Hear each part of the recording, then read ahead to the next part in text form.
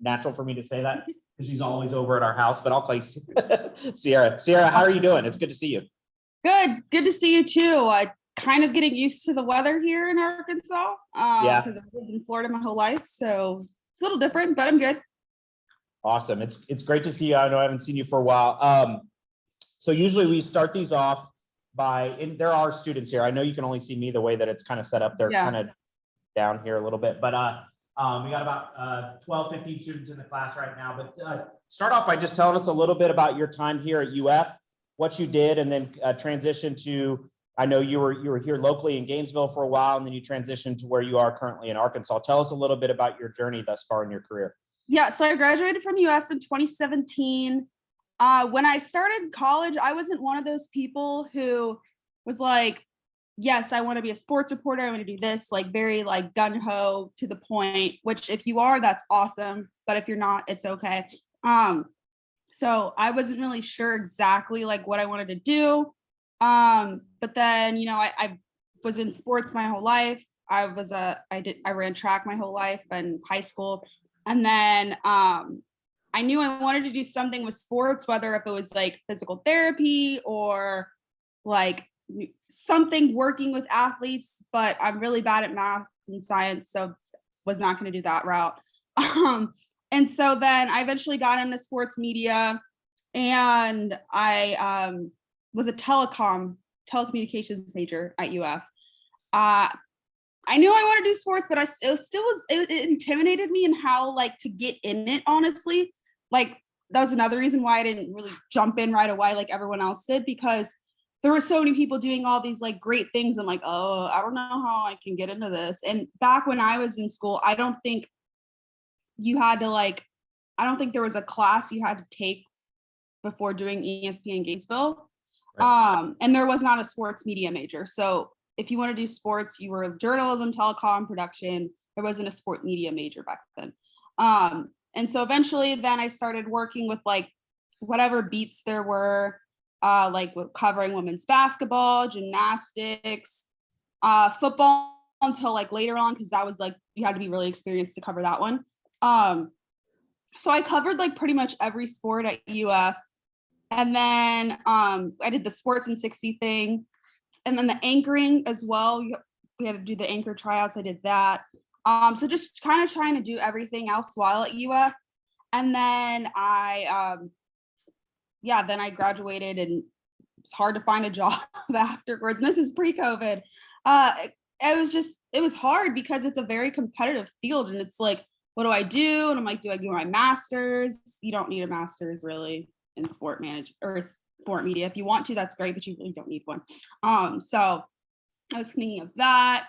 And then like it took me a while to find my first job, like about a year. And also like I wasn't really, I don't want it to sound bad, but like I wasn't really that focused. I was like, oh, I'll find something eventually. Like, no, you need to put in the work. You need to make connections with people.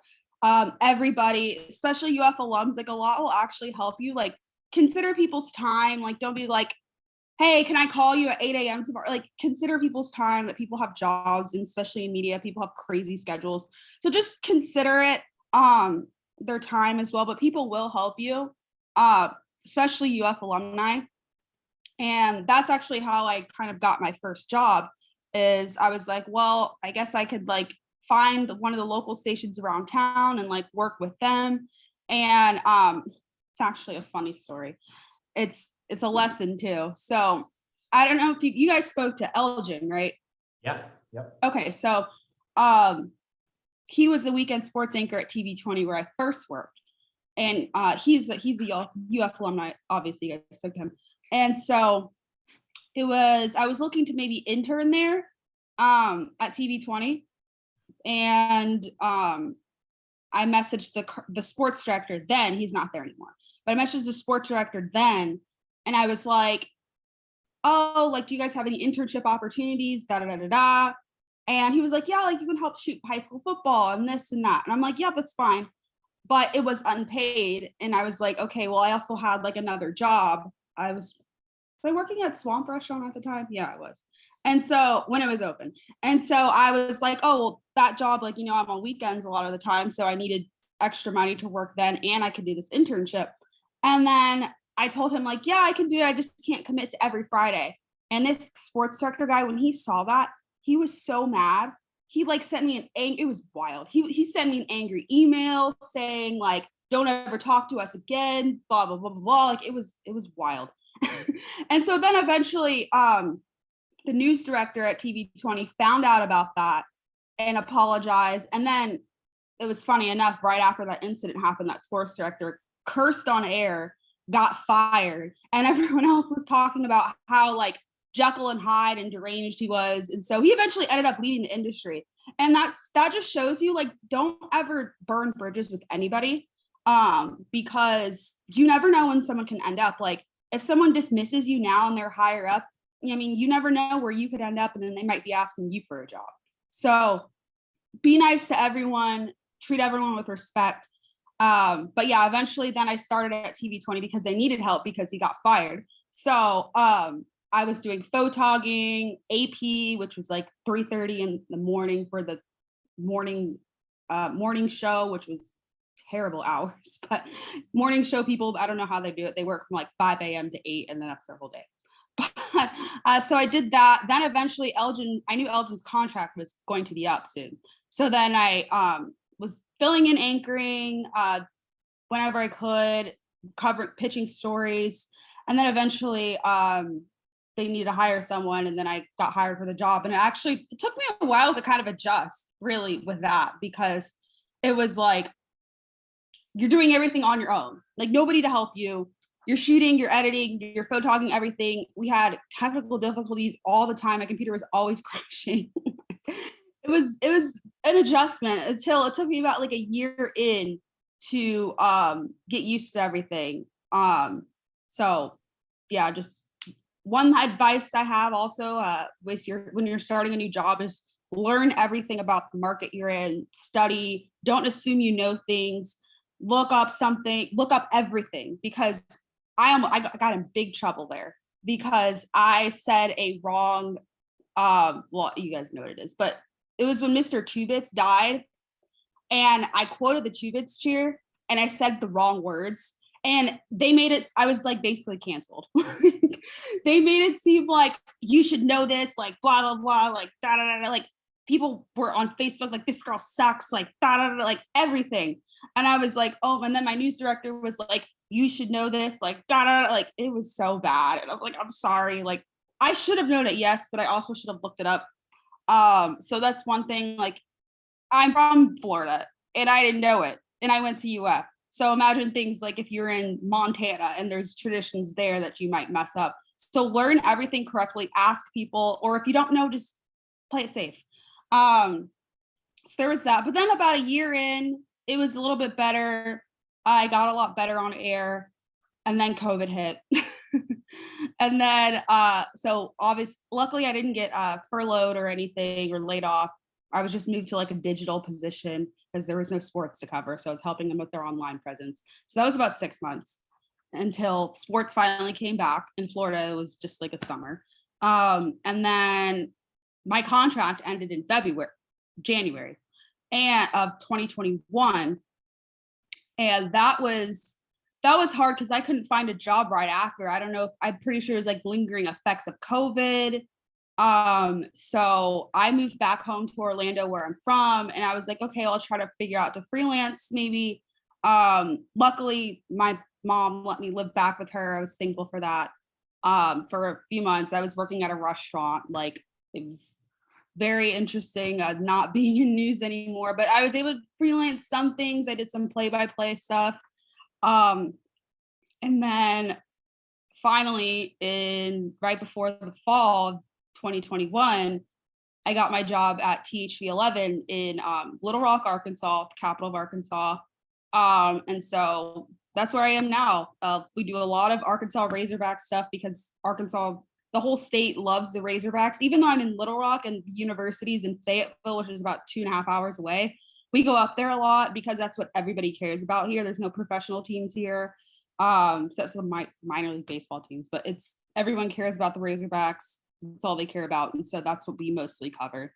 In high school, it's a completely different company. Gray was where TV20 was, and I'm working for a Tegna company now. So it's definitely interesting to see how different TV stations are owned by different companies. And so some are different with like PTO or like the way they pay you or the way they treat you or like different things, different stations across the country. So it's interesting to see how things are done. But I'm in same role as before, weekend anchor and reporter. My schedule is usually Wednesday through Sunday. We're kind of flexible. We move it around. But yeah, so I'm thankful I had experience at like UF covering SEC because Gainesville and or TV20 and WFT was basically like the same thing, like covering shooting sports, setting up a tripod, interviewing whoever, going to pressers, like it was the same thing. And then now a lot of things are through Zoom, but so that makes it easier to cover Razorback stuff since we're about 2 hours away. So it's very similar. Like it's all sports. People care about basketball, women's and men's, football, gymnastics, like all of them. So we cover like all the Razorback sports and some of the local high school stuff. And there's a lot of like smaller D1 schools like Arkansas State or University of Central Arkansas. I actually got an opportunity to freelance with UA Little Rock. They're in the Sun Belt Conference, so they're Division I. And I've been able to do play-by-play for women's basketball, which was something that I've never done before for basketball because I never played basketball. So it was like, oh, I have to like keep up with this really fast. So just trying out different things to kind of like help yourself speak better and adjust the things on the fly. So yeah, that's where I am now. So you made the jump from Gainesville to Little Rock. Talk to us a little bit about what you do once you get into that new market and how do you start to navigate all the new teams, all the new names that you need to know, and all the research that has to go into prepping you to do well on air when you get that opportunity. Yeah, so it's definitely something, and it's an adjustment because Gainesville is market 160 and Little Rock, it's like basically all of Central Arkansas. So the Little Rock, the market is market 59. So it was about 100 market jumps. So it was kind of intimidating to think that. And markets, I don't know if you guys know, but it goes by like pop viewership. So like the highest market in the country is probably like New York City, then like LA, like Dallas is up there. Tampa's like top 10 market now because so many people moving to Florida. But anyways, Little Rock is like 59. And so going back to your question, I knew what the priority was. It was Arkansas Razorbacks. Like that's what I said in my interview. I'm like, I know like Razorbacks, like that's what everybody cares about. And being from Florida, going to UF, I knew Gator sports like kind of like the back of my hand pretty much because I went to the school and most of the coaches that are there now were there when I was in school.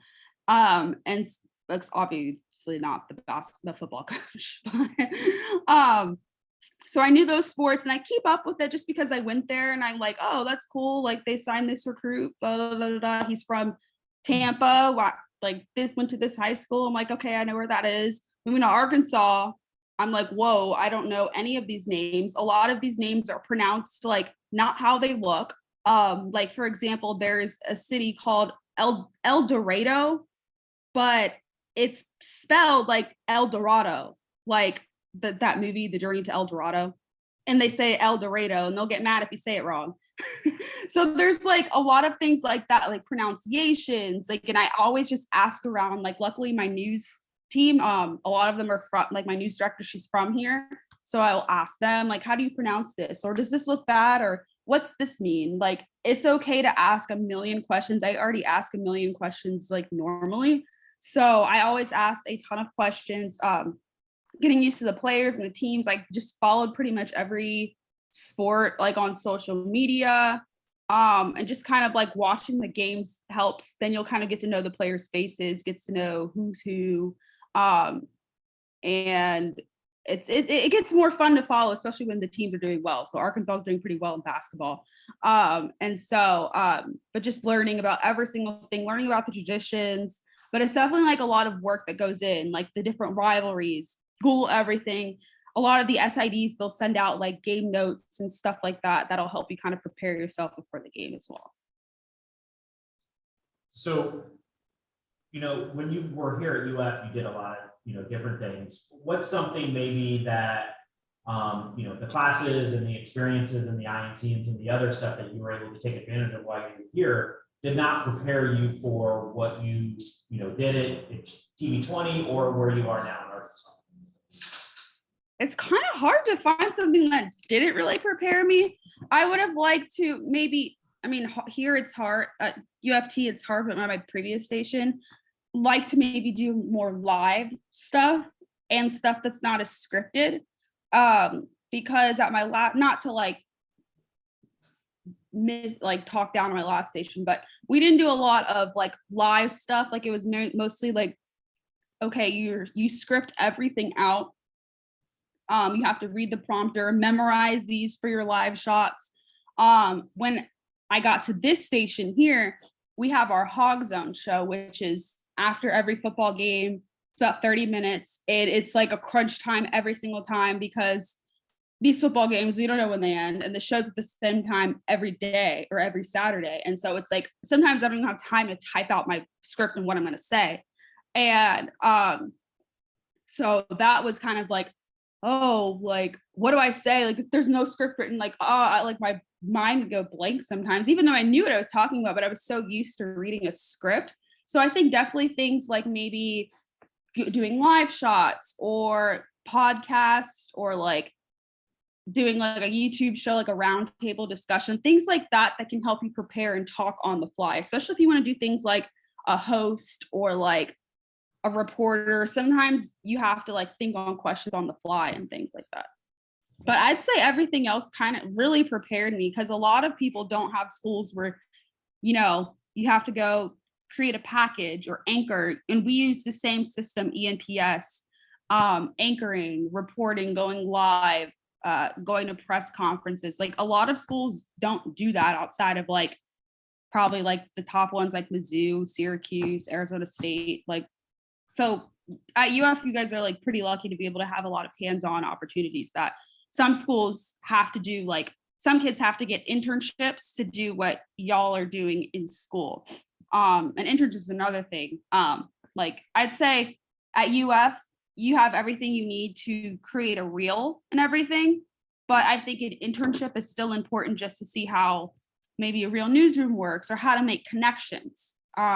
So I would say interning at I was actually talking about this with my coworkers the other day on how interning at maybe a local station, if you want to go the local news route, which is a pretty common route now, is that intern at a local TV station. Interning at ESPN looks cool if you can get something there, which is hard, or Fox Sports, national, that stuff is great. But ESPN, hate to be negative, but they're not going to offer you an on-air job right out of college. They're just not.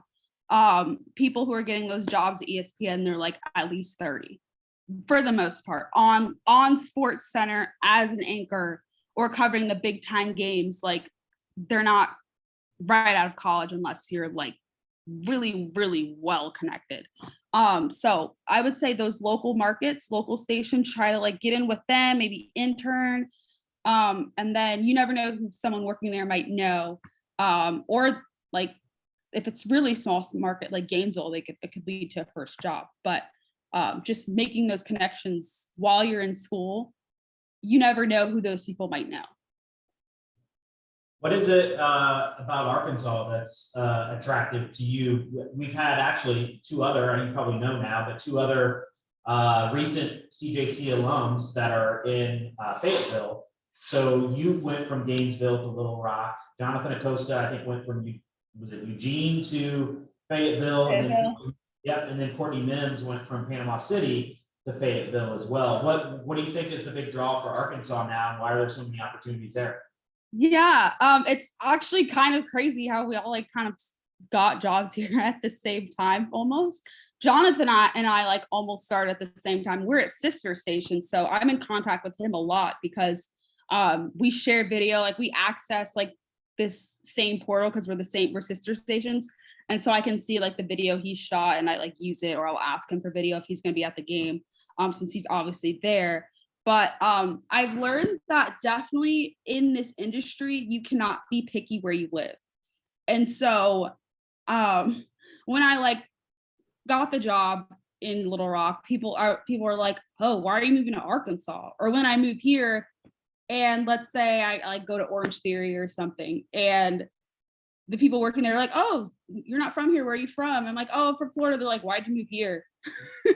So like people are like very surprised, like, oh, I'm moving from Florida to Arkansas, but you just kind of have to go where the opportunities were. Like obviously, like, I mean, I'm from Orlando, like getting a job in Orlando would be great, but I knew that wasn't realistic when I was there because there was no opening. So don't really like hang around a city or say, oh, or move to a city, like, oh, I'm gonna move to Tampa and like find something. If you find something, yeah, that's great. But being realistic, go where the opportunity is because you get the hands-on experience. Rather, if you start in Tampa or somewhere as like an AP, it's kind of hard to work your way up the ladder. And you're like, I don't want to say wasting time, but there's other things you could be doing. And so Arkansas was one of the few places that had openings. And then that would actually like respond back to me and didn't ghost me. Like some places, a lot of places will ghost you in interviews. It's not cool. But I like that it was SEC, because I'm familiar with that, football, basketball, that. And then I liked that there was possibly an opportunity for me to freelance. I didn't even know it was available, but I was like, well, there's a lot of smaller schools there. Maybe I could possibly freelance and try to do more reporting, or maybe try a sideline reporting role if possible. And so that was another thing. And then I like that it doesn't get too cold here. So yeah, I would say, and that probably was also what brought Courtney and Jonathan up there. I'm obviously not going to speak for them, but I know SEC coverage was something that like Courtney wanted to do. And that's obviously they're right smack dab in the middle of Fayetteville. So just knowing what you're going to be covering, like it might be a small town or something, but think about how close it might be. Like there's like this one market, Denton, Texas. I think they just filled in a sports director role, but it's like small town Texas, like on the border, Texas, Oklahoma, but it's like an hour from Dallas. And so Cowboys coverage, but you still get the high school stuff. And just think about geographically where you are. Like if there's somewhere where you absolutely think you would hate living and could not bear to live there, don't apply. Don't make yourself miserable. But if it's like somewhere where it's kind of close to an SEC or Power 5 school, think about that. Or Texas, high school football in Texas is like insane. We went to the Southwest Classic where Texas A&M and Arkansas play in Dallas at the Cowboys Stadium. And driving through Texas, I was like, wow, these colleges have nice stadium. And I was like, oh, these are high schools. Like Google high school football stadiums in Texas and your mind will be blown. Like it's absolutely absurd. So football is king in places like that. So you're gonna do a lot of football, and sports are sports, no matter where you go for your next job. If you're really good at covering sports and make good features, great live, great anchoring, it doesn't matter what you cover. But I would say, and you guys already have the SEC background, Power 5 school coverage already since you go to UF. So that's also really good for you. So you can kind of go wherever and people are like, oh, they covered SEC, they know what to do. So you talked a little bit about some of the criticism that you've endured, especially when you were here in Gainesville. Maybe talk to us a little bit about the thick skin that you have to have being an on-air personality, and especially being a woman, in this field too, can be tough. But what kind of criticism have you gotten? How do you deal with it? What are some strategies you have? Yeah, so I told you guys about the whole 2-bits incident. So that was rough. So then they were like, we need to put you on like an improvement plan, like making sure you're doing well every week, that sort of thing. But I would just get a lot of anxiety after that incident. I would like check our Facebook page to make sure I didn't get any mean comments. Don't do that. Don't read Facebook comments. And then I would look at TV20, we had access to the it was like the station's Facebook page. And so we had access to those messages, access to the account to post stuff. At my station now, we don't have access to that. So it's kind of nice because, and I feel like, I don't think most stations give their employees access to it. I could be wrong. But my station doesn't, just because we have a digital team, like a full-on digital team that will post stuff, that will check the messages. The phone calls, like people call like about crazy stuff. Like a lot of time people just don't understand, or they're half paying attention. Like the phone calls we get are crazy. Like I remember a few years ago, our old like sports director, he moved to the morning show, so he's still at the station, but he talked about like this one player, Malik Monk. I don't know if you guys know him. He plays in the NBA. He went to Kentucky, but he's from Arkansas. He's from a small town in Arkansas. And he was like 5-star recruit, whole 9 yards. And I think he was heavily recruited by Arkansas, but he chose Kentucky. And people still hate him to this day. It was like 2017, I think. Around that time, people still hate him to this day. So one time, one of our anchors was referencing him or talking about a good game he had in the NBA. People called the station and they were like, "Don't you ever say his name again!" Like that. Like people are crazy. And then like one time, one of my coworkers recently, this is when Arkansas basketball was playing like crap, and he was saying like, "Oh, like I think he said they suck," something like that. And someone called and was like, "He better not come to Planet Fitness because he's got us all riled up. We're gonna beat him up." Like crazy stuff. People get really, really mad about Arkansas Razorbacks. But anyways, but back to my original point is people find every little thing to get mad. And sometimes as a woman, they might get jealous. Like that you're doing something that they don't think they could do. That's what I think sometimes. People are just angry with their lives, and you can't let it bother you. Like, don't check the messages. Usually on like Twitter and stuff, people aren't leaving bad stuff. On emails, people might leave messages, but you think like you have to think about it. Like, this person is taking this time out of their day to comment or email or call something mean. Like, that just shows that they have something else that they're dealing with, and don't take it too personally. Yeah, absolutely. Alex, go ahead. Would you say that with the smaller market places that you worked at, that you're doing a lot more and a broader role than where you are right now, like you said, where you're not having access to the Facebook and you're not having to check that stuff, where you can focus more on your job at those larger markets? I would say like mid markets, it's still a lot of like, I'm still doing MMJing. I'm still like, tonight I'm going to shoot high school basketball. So it's still a lot of like shooting and editing, like writing your own scripts, all of that stuff. One thing though is that we do have a photog a lot of the time for live shots, high school football live shots, not really because there's so many high schools, but like when we go up to Fayetteville for like, it was the Mizzou Arkansas game, and I went live for that one. Like usually when I go up to the Razorback games, I have a photog, or when I went to the Outback Bowl, I had my photog with me. So that's great. But sometimes we do go live alone, but then it's like when you do have a photog, it's like, oh my gosh, like I can breathe. But at the smaller markets, a lot of the time you don't have photogs. But at the bigger markets, usually there's a photog, but I think I've still seen them like shooting some stuff. So it's just the way the industry is kind of evolving now, is that you're going to have to shoot and edit stuff, but just in local news. But I think like the higher the market, then you don't have to do it as much. So I am able to focus more on my job when I do have a photog, but when I do go live alone, I think I've just gotten better at it. You get better at kind of being able to do both, and it just prepares you because you're not always going to have a photog with you. What about, so I have my question here, sorry, but one of the toughest things about your job that maybe people don't realize, you talked a little bit about the criticism, you talk about doing a lot of the stuff kind of on your own as an MJ, having to shoot your own stuff, but what are some of the other tough things that maybe people don't realize? They usually look at a position like this and think it's pretty glamorous, you're going to be on TV and that sort of stuff, but what are some other tough things about your position? Well, starting off, the pay is awful. I'm sure you guys know about that. Like, if you want to be making a lot of money right out of college, find a different career. Don't expect to be making the big bucks.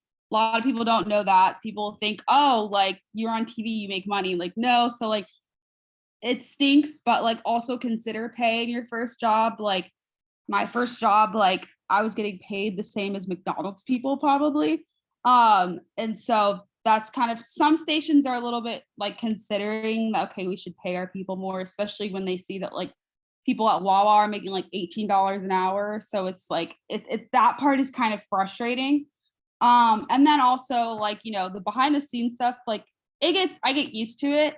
But sometimes when it's like, let's say a game goes into overtime and our show's at 10, and let's say the game like it goes into overtime and I have to quickly edit and like fix this stuff and then send this over and run back and forth. So sometimes like the deadlines are pretty hard when you're editing by yourself. But the pay is and moving around as well. And also the schedule.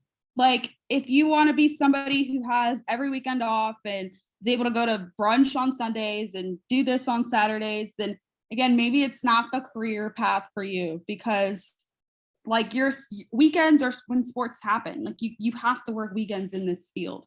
And so just kind of considering that and the sacrifices and time away from family is another thing for sure. Like most of the people at my station now are not from Arkansas. And so just moving away from family and moving away like I've technically really only had to move like once, because moving up to Gainesville is not far at all from where I'm from. So this was like the big move I had to make. So just the adjustment, being alone, not knowing anybody really, it's something that kind of gets, it's rough for sure. Did you have a chance to go to the Arkansas Auburn game? I did not. No. Not. Yeah, my coworker, he was really out sick. He didn't have COVID. We thought he had COVID, so I had to stay at Anchor. But that game was crazy. Yep. Any other questions? Yeah, Jensen, go ahead. When someone does ask why Arkansas, what is your answer? I just say that's where the job is. And then I kind of like explain, like, you know, like if it's somebody on the street or like quick conversation, I don't feel like going into my whole career path. But like, I'm like, oh yeah, it's following the job. And sometimes it stops there. And then sometimes they're like, oh, what do you do? Like, oh, I'm a sports reporter and anchor at the TV station. I'm like, oh, that's cool. So yeah, just following the job. Again, like SEC coverage is a big deal. And then I knew it was going to be a lot of that. And that's something that I was familiar with. And so and it's just a lot. I want to work in, I like college football, especially college sports. And so that's something that was a big priority for me. That's a big market jump too, though. I mean, you almost did like 100 market jump. That's pretty big. I also had an agent, which a lot of people don't talk about. And so if you don't have to have an agent, don't. Especially out of college, it's very hard to get one. Like I've seen a few people have agents right out of college, and they probably have connections, because it's very hard. Like coming out of college, you're doing your college stuff. Like you're not freelance. Some people can, but you're doing your college stuff, covering your college sports. Like agents usually don't want to take a risk on young talent like that. Plus, like the pay you get isn't really that worth it to have one right out of school. So then like maybe your second job, it kind of helps, but you're still paying those agent fees. So just really think about that. I would say maybe consider for your second or third job if you get there, just to kind of like, okay, like just to help you out a lot more. All right. Final question. We usually ask this of everybody, and you've dropped a lot of great advice here during the session, but one big piece of advice that's helped you, so far early in your career, what advice would you give these guys? I would say just be nice to everyone, be kind to everyone, work hard, but also put yourself first and consider what you want to do. And if something's not making you happy, then consider that. But if it's something that you feel like you can push through, and if it's a goal that you really want, just push for it and make all the connections you can, genuine connections, and just enjoy the journey, I guess. Awesome. All right, Sierra, thank you so much for your time. We really appreciate it. Stay warm there in Arkansas. Thank you. Appreciate it. All right, take care. See you again. Bye. Bye. All righty. Well, another person that's kind of on the TV side of things